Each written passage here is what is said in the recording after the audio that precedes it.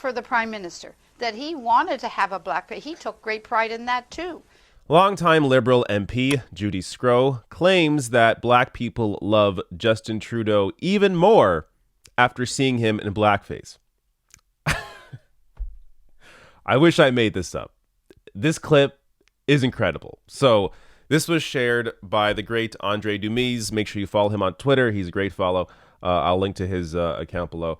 But you got to watch this. Speaking about our Prime Minister, the federal Liberals right now, even though we have a bit of a controversy on our hands, and maybe you can choose to speak to that, especially being a representative of a community which is so visible, which is filled with visible minorities.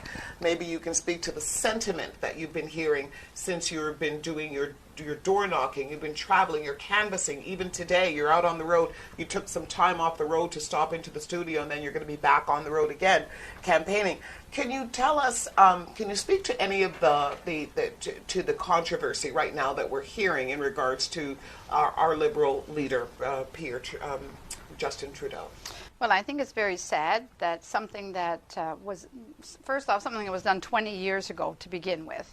All of us were young at one time, and all of us sometimes made poor choices and did things that may not be appropriate in today's world. Mm-hmm. But let me tell you that in knocking on doors and being in the plazas and talking to people to make sure that I'm as sensitive as I need to be if I miss something. And those in the black community have told me that how much more love they have for the Prime Minister, that he wanted to have a blackface. He took great pride in that too, and that it's the media that have blown this into something that it shouldn't be, and that they are very supportive, and they're actually looking for finding more ways that they can show how much they support and love the Prime Minister. This is just incredible. I'm speechless. I mean, when I first saw that video, I saw Andre's tweet. I did not expect it to be, I guess, as bad as it is. Though in some ways I did expect it. I just didn't know what to expect, because there is such a, like, it's part generational divide, but it's also just like, I don't know. I don't understand how ignorant people can be when you're in a position of power. When you're a Liberal MP, when you are representing people on the national stage, how do you not know the history of blackface? How do you not know how it was used to dehumanize black people? How do you not know that black people, black performers, were also forced to wear blackface to hide their humanity? How do you not know this was also an issue in Canada and not just the US? I mean, it just blows my mind. So let me just pull out some of her quotes here. She says, quote, "Those in the black community have told me how much more love they have for the Prime Minister, that he wanted to have a black face. He took great pride in that too." What? I mean, on top of that, I want the receipts. Who are these people? Are you making this up? Because I feel like you're making this up.